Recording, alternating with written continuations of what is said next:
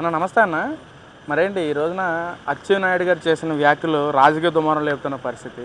ఇటు పక్కన వైసీపీ నాయకులేమో ఏదైతే అచ్చెన్నాయుడు గారు మాట్లాడిన మాటలను బాగా ట్రోల్ చేస్తున్నారు. ఆ రోజు నువ్వు వచ్చి అంటే జగన్మోహన్ రెడ్డి గారు అధికార దాహం కోసమే చనిపోయిన వెంటనే సంతకాలు సేకరించారని చెప్పి అచ్చెన్నాయుడు గారు మాట్లాడుతున్నారు. ఏంటి అసలు వాస్తవం పరిస్థితి ఏంటి అసలు? నిజంగానే అప్పుడు వాస్తవంగా సంతకాల సేకరణ జరిగింది కదండి. అది అన్ని ఛానల్స్లోనూ అన్ని మీడియాలోనూ వచ్చింది. ఆ రోజున బొత్స సత్యనారాయణ గారు కాంగ్రెస్లో ఉన్నారు. ఆయన వైఎస్ఆర్ మీద ఉన్న అభిమానంతోనే ఆ మాట అన్నారో ఎందుకన్నారో ఆ మాట అన్న విషయం అందరికీ తెలుసు, అందరికీ విదితమే కదా. దాని గురించి ఇప్పుడు కొత్తగా మీరున్నారా మీరు లేరా అని అనడం ఏముంది, చిన్న సామాన్యుడికి కూడా తెలుసు ఆ విషయం. దాని గురించి మనం పెద్దగా ఇదవలసిన పనేం లేదే. దానికి ఇప్పుడు అచ్చెన్నాయుడు గారిని అనాల్సినది ఏముంది? అంటే వైసీపీ నాయకులందరూ ట్రోల్ చేస్తున్నారు. ఆ రోజున జగన్మోహన్ రెడ్డి గారు ప్రజల కోసం నుంచున్నారు కాబట్టి ఈ రోజున వైసీపీ పార్టీ బతికుంది అని చెప్పి కూడా మాట్లాడుతున్న పరిస్థితి. మరేంటన్న ప్రజల కోసం బతికిచ్చారు పార్టీని అంటే, పార్టీ పెట్టారు అంటే మరి ఇవాళ 11 స్థానాలతో ఆయన్ని మరి ఎందుకు పంపించారు? ప్రజల కోసమే కదా పెట్టారు పార్టీ. 11 స్థానాలే ఎందుకు ఇచ్చారు? ఎందుకని మరి ప్రజలకు నచ్చలేదా? ఎందుకని మరి 11 స్థానాలకి పరిమితం చేశారు ఆయన్ని? ఇప్పుడు కొత్తగా ఏదో మావిగన్ అని పెడుతున్నారు.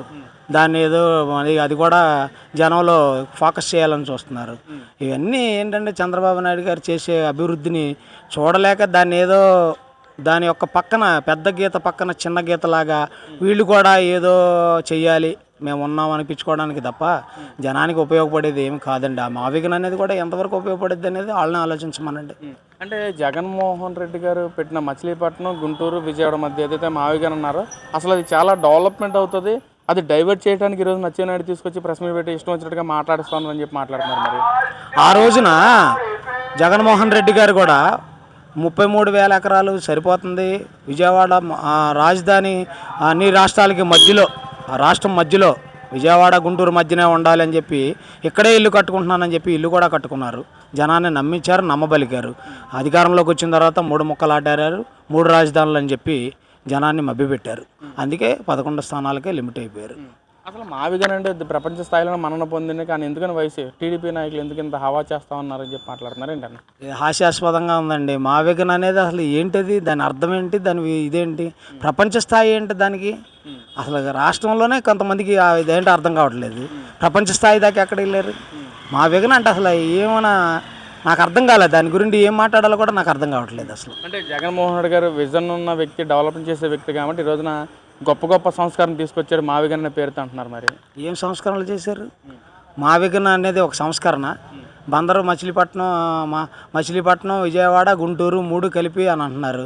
ఎక్కడ పెడతారు రాజధాని చెప్పండి? అమరావతిని, అభివృద్ధి చెందుతున్న అమరావతిని కాదని ఇప్పుడు ఎక్కడ పెట్టాలనుకుంటున్నారు? మచిలీపట్నంలో పెడతారా, లేకపోతే గుంటూరులో పెడతారా, విజయవాడలో పెడతారా? ఎక్కడ పెట్టాలనుకుంటున్నారు? ఎక్కడ ప్లేస్ సేకరిస్తారు వాళ్ళు? రైతులు 33,000 ఎకరాలు స్వచ్ఛందంగా ఇచ్చిన రైతులని అన్యాయం చేశారు.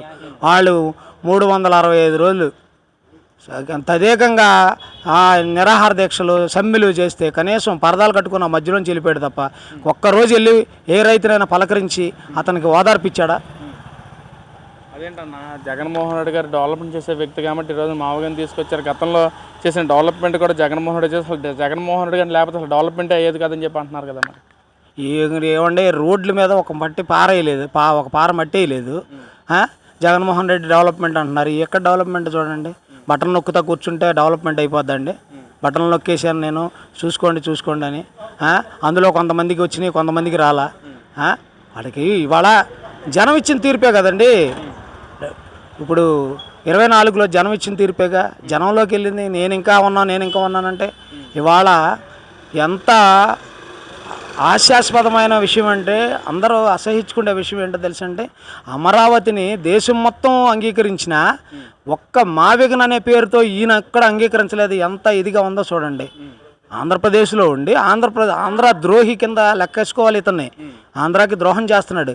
ఈయనేంటి డెవలప్ చేసింది? ఏం డెవలప్ చేస్తాడు? ఇలాంటి ఇప్పుడు రాజకీయాలు చేయండి. ఏం దమ్ముంది? దేనికి దమ్ము? రౌడీజం చేయడానికి, రాజకీయం చేయడానికి చాలా తేడా ఉంటుందండి. దమ్ము అంటే దమ్ము దేనిలో కావాలి? రాజకీయం చేయడంలో చూపించమనండి, రాజకీయాలు చేయమండి, స్వచ్ఛందంగా రాజకీయం చేయమనండి. దమ్ము ఇంక దేనికి? వాళ్ళ మీద వీళ్ళ మీద అరెస్టులు ఎక్కంగానే ప్రజావేదిక కూల్చివేత్తోనే నువ్వు పని మొదలుపెట్టావు. ఏమి అభివృద్ధి? కూల్చివేతలా అభివృద్ధి? రోడ్లు గోతుల అభివృద్ధి? ఎక్కడ బాగుపడింది? ఏం బాగుపడింది? ఏదో కొంతమందికి 4 రూపాయలు ఇచ్చేసి నేను బటన్ నొక్కేస్తున్నాను అని చెప్పి సోమరిపోతులను చేశాడు జనాల్ని. కానీ ఆయనేమి అభివృద్ధి చేసింది ఏం లేదు. అభివృద్ధి చేసినట్లయితే జనం కళ్ళు మూసుకొని లేరు, 11 స్థానాలకి దింపరు. అంటే ప్రజలు కూటమి ప్రభుత్వ పాలన పట్ల అసంతృప్తిగా ఉన్నారు. ఇప్పుడు ఎలక్షన్స్ జరిగినా మళ్ళీ జగన్మోహన్ రెడ్డి గెలిపించడానికి సిద్ధంగా ఉన్నారు అని చెప్పి అంటున్నారు. మరి ఇదంతా ఏంటంటే అది ఏమంటారు, మాయ చేసి మసిపూసి మారేడుకాయలను చేయాలని చెప్పి ఒక మైండ్ గేమ్ ఆడుతున్నాడు ఆయన. కూటమిని విడదీయటానికి పవన్ కళ్యాణ్ గారిని, చంద్రబాబు నాయుడిని, మోడీ గారిని విడదీసేస్తే తను లబ్ధి పొందుదామని చెప్పి చూస్తున్నాడు తప్ప అది కూటమి ప్రభుత్వం వల్ల ఎవరు అసంతృప్తి చెందట్లేదు. అమరావతి ఏ క్లాస్గా డెవలప్ అవుతుంది, కావాలంటే కళ్ళతో చూసుకోమనండి. నిన్నగాక మొన్న సుప్రీంకోర్టు న్యాయస్థానం ఆయన న్యాయమూర్తి గారు వచ్చి దాన్ని ఓపెన్ చేశారు. న్యాయస్థానాల క్వార్టర్స్ని వాటిని ఓపెన్ చేశారు. నిజంగా పోతే ఆయన ఎందుకు వస్తారు, ఎందుకు చేస్తారు? అది ఒకసారి ఆలోచించండి. ఏదైతే పార్లమెంటు స్థాయి కానీ మొత్తం బిల్లు జరిగిన టైంలో ఇటు జగన్మోహన్ రెడ్డి రేపు నేను అధికారంలోకి వస్తే మళ్ళీ అదే అసెంబ్లీలో మళ్ళీ నేను బిల్లు మార్పు చేస్తానని చెప్పి మాట్లాడటం ఏంటంటే ఒకవేళ జగన్మోహన్ రెడ్డి మారుతుందంటారా? ఒక మాట చెప్తానండి, ఒక ఇల్లు కట్టడానికి చాలా కష్టపడాలండి. దాన్ని పడగొట్టడానికి ఏముందండి? ప్రజావేదిక కూల్చేసావు, ఎంతసేపు పట్టింది? అది కట్టాలంటే ఎన్ని సంవత్సరాలు పట్టుద్ది? అలాగే రాజధానిని ఏదో కష్టపడి నిర్మిస్తున్నాడు చంద్రబాబు నాయుడు. నిజంగా విజన్ ఉన్న నాయకుడే ఆయన, మేమందరం ఒప్పుకుంటాం. విజన్ ఉన్న నాయకుడే ఆయన. ఎప్పుడో 20 సంవత్సరాల ముందుకు ఆలోచించి చేస్తున్నాడు అన్నీ. అప్పుడు అమరావతి ఒకే స్టాండ్ మీద ఉన్నాడు, ఇవాళ అమరావతి ఒకే స్టాండ్ మీద ఉన్నాడు. మీరు ఆ రోజు అమరావతి అన్నారు, ఈరోజు దాన్ని అమరావతి అంటున్నారు. అమరావతి భ్రమరావతి అన్నారు. అక్కడికి వెళ్ళి ఇప్పుడు బిల్డింగ్లు కట్టారు, లేదా అసలు బిల్డింగ్లే లేవన్నాడు కొంతమంది. ఆ బిల్డింగ్ల మీదకి ఒకసారి దూకమనండి, అది గ్రాఫిక్స్ అయితే తెలుసుద్ది. గ్రాఫిక్స్ అన్నారు, అన్నారు కదా, ఒకసారి వెళ్ళి దూకమనండి బిల్డింగ్ మీద నుంచి. గ్రాఫిక్స్ అయితే చచ్చిపోరు కదా. అది ఇప్పుడు జగన్మోహన్ రెడ్డి అది మాకైతే నమ్మకం లేదండి. నాకైతే నమ్మకం లేదు. ఇప్పుడు అభివృద్ధి ప్రశాంతంగా ఉన్నారండి జనాలు, భయభ్రాంతులకి లోనవ్వకుండా ప్రశాంతంగా ఉన్నారు.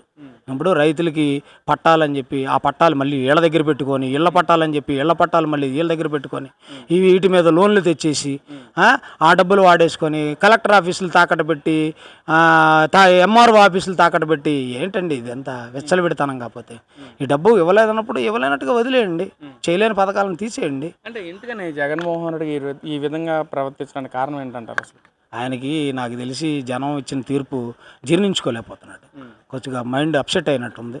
అందుకనే ఇలాగ ప్రవర్తిస్తున్నాడేమో అని మాకు అనుమానం.